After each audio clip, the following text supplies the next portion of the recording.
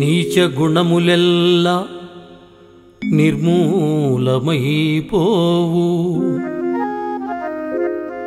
కొదువలేదు సుజన గోష్ఠి వలన గంధమలద మేనికం పడగిన ఎట్లు విశ్వదాభిరామ వినురవేమా.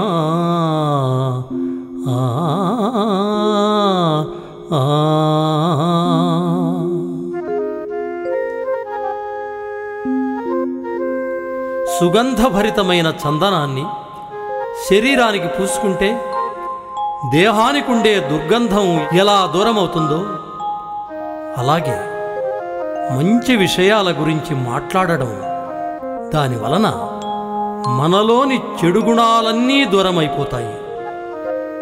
అందువలన సదా సజ్జన సాంగత్యాన్నే కోరుకోవాలి అంటున్నాడు ప్రజాకవి వేమన.